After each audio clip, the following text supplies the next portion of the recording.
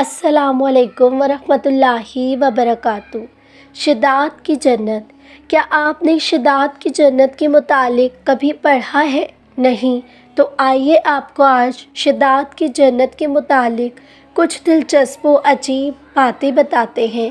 شداد کی جنت تاریخ اسلام درخشندہ باب سے ایک انمول حقیقی داستان۔ قوم ارم، ان لوگوں کا تعلق قوم عاد سے تھا اور وہ ارم نام کی بستی کے رہنے والے تھے۔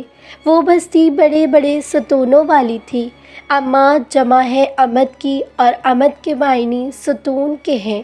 عاد کے نام سے دو قومیں گزری ہیں، ایک کو عاد قدیمہ یا عاد ارم کہتے ہیں۔ یہ عاد بن اوس بن ارم بن سام بن نوح علیہ السلام کی اولاد میں سے تھے۔ ان کے دادا کی طرف منسوب کر کے ان کو عاد ارم بھی کہا جاتا ہے۔ اپنے شہر کا نام بھی انہوں نے اپنے دادا کے نام پر رکھا تھا۔ ان کا وطن عدن سے متصل تھا۔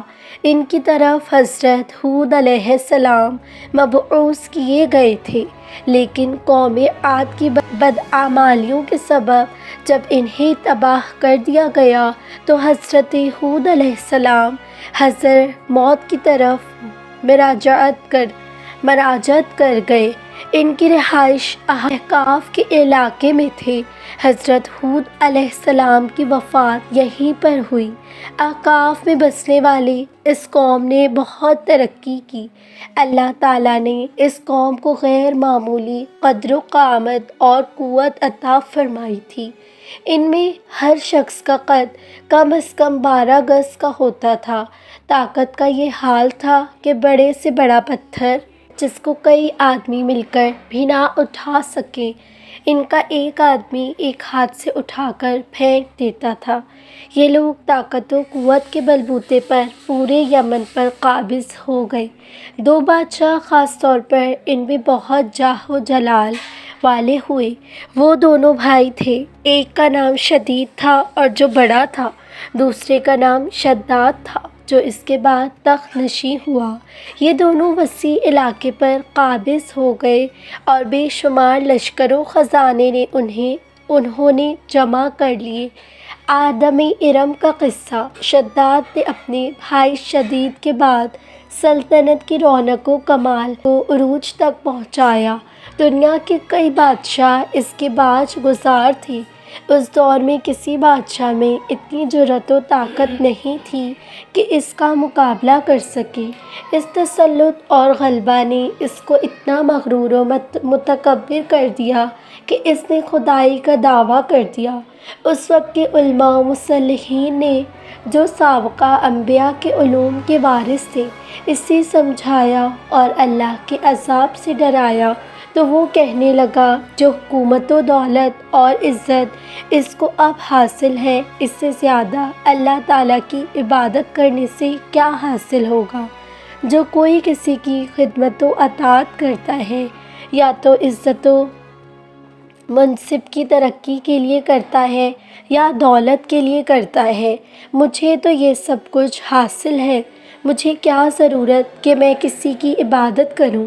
حضرت ہود علیہ السلام نے بھی اسے سمجھانے کی کوشش کی، لیکن بے سود۔ سمجھانے والوں نے یہ بھی کہا کہ یہ حکومت اور دولت ایک فانی چیز ہے، جبکہ اللہ کی اطاعت میں اخروی نجات اور جنت کا حصول ہے، جو دنیا کی ہر دولت سے بہتر اور زیادہ قیمتی ہے۔ اس نے پوچھا، یہ جنت کیسی ہوتی ہے؟ اس کی تعریف اور خوبی بتاؤ۔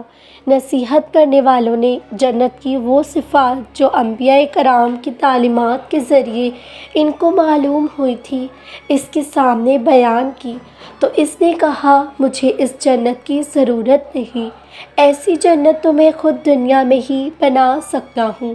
شداد کی جنت۔ چنانچہ اس نے اپنے افسروں میں سے 100 معتبر افراد کو بلایا، ہر ایک کو 1000 آدمیوں پر مقرر کیا اور تعمیر کے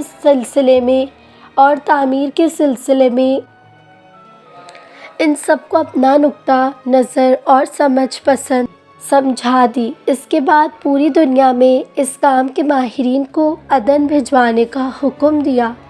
علاوہ ازیں اپنی قلمرو میں سب حکمرانوں کو یہ حکم دیا کہ سونے چاندی کی کانوں سے اینٹیں بنوا کر بھیجیں اور کوہ عدن کے متصل ایک مربع شہر جنت جو 10 کوس چوڑا اور 10 کوس لمبا ہو بنانے کا حکم دیا۔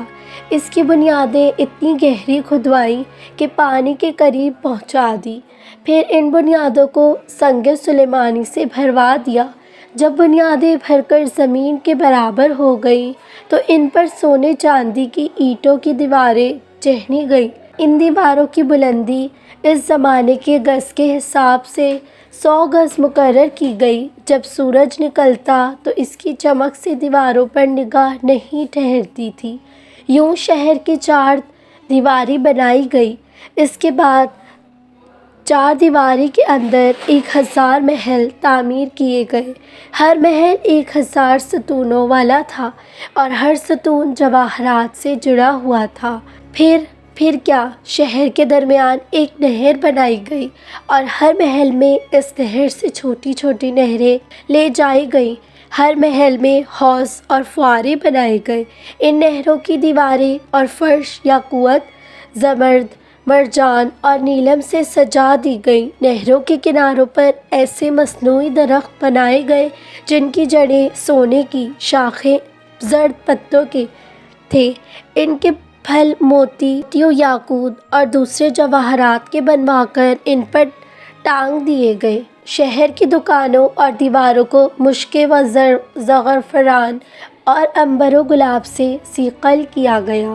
یاقوت و جواہرات کے خوبصورت پرندے چاندی کی اینٹوں پر بنوائے گئے جن پر پہرے دار اپنی اپنی باری پر آ کر پہرے کے لیے بیٹھتے تھے۔ جب تعمیر مکمل ہو گئی تو حکم دیا کہ سارے شہر میں ریشم و زری کی قالین بچھا دیے جائیں۔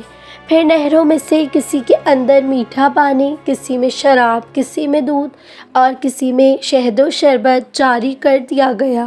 بازاروں اور دکانوں کو کم خواب و زربفت کے پردوں سے آراستہ کر دیا گیا اور ہر پیسہ و ہنر والے کو حکم دیا کہ اپنے اپنے کاموں میں مشغول ہو جائیں اور یہ کہ اس شہر کے تمام باسیوں کے لیے ہر وقت ہر نوع و قسم کے پھل میوے پہنچا کریں۔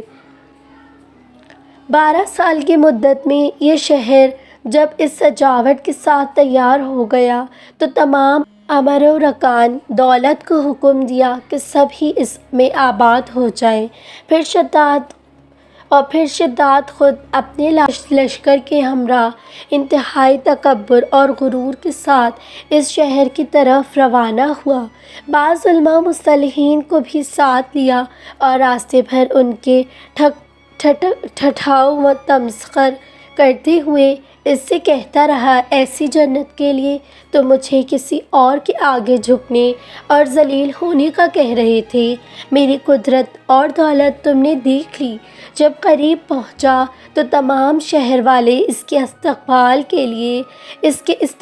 کے لیے شہر کے دروازے پر باہر آ گئے اور اس پر زر و جواہر نچھاور کرنے لگے۔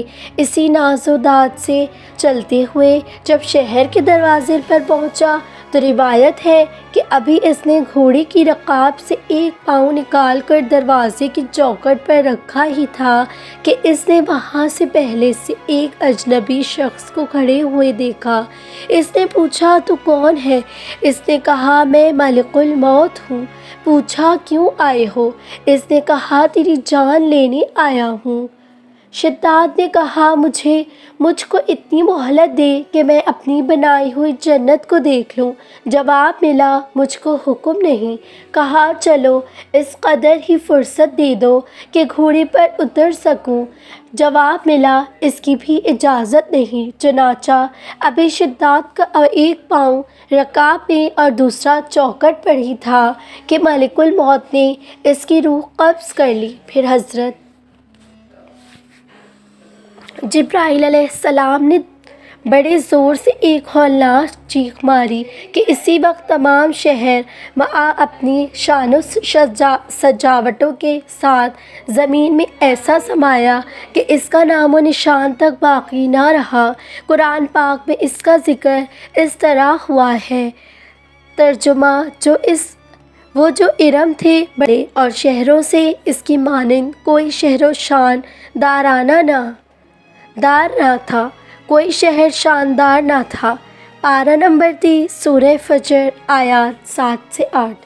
شدت اور اس کی جنت کا انجام۔ معتبر تفاسیر میں لکھا ہے کہ بادشاہ اور اس کے لشکر کے ہلاک ہو جانے کے بعد وہ شہر بھی لوگوں کی نگاہوں سے اوجھل کر دیا گیا، مگر کبھی کبھی رات کے وقت ہو جانے کے بعد شہر بھی لوگوں کی نگاہوں سے اوجھل کر دیا گیا، مگر کبھی کبھی رات کے وقت عدن اور اس کے ارد گرد لوگوں کو اس کی کچھ روشنی اور جھلک نظر آ جاتی ہے۔ یہ روشنی اس شہر کی دیواروں کی ہوتی تھی۔ حضرت عبداللہ رضی اللہ تعالیٰ عنہ بن قلابہ جو صحابی ہیں، اتفاق سے ادھر کو چلے گئے۔ اچانک آپ کا ایک اونٹ بھاگ گیا۔ آپ اس کو تلاش کرتے کرتے اس شہر کے پاس پہنچ گئے۔ جب اس کی میناروں اور دیواروں پر نظر پڑی تو آپ بے ہوش ہو پڑے۔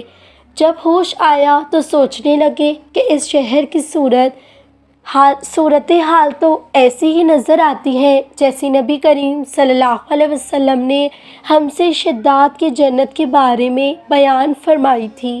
یہ میں خواب دیکھ رہا ہوں یا اس کا حقیقت سے بھی کوئی تعلق ہے؟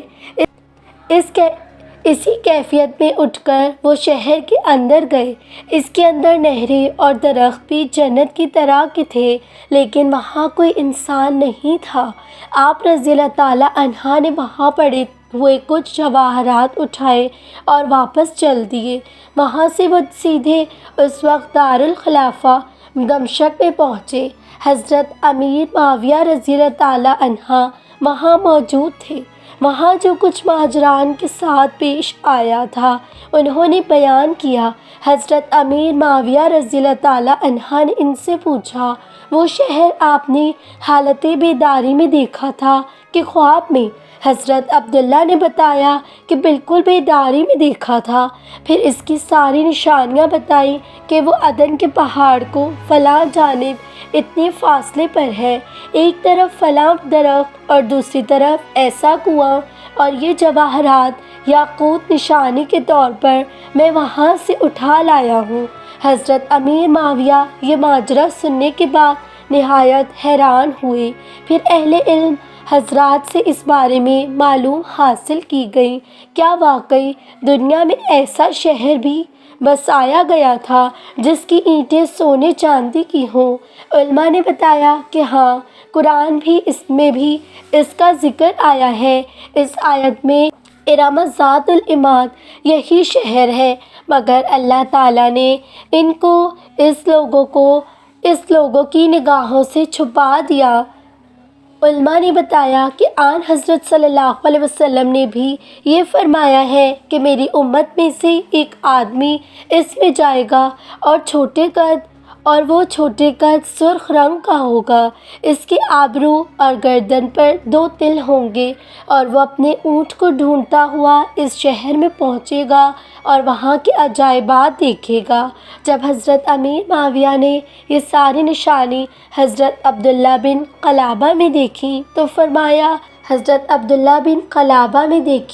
فرمایا واللہ یہ وہی شخص ہے۔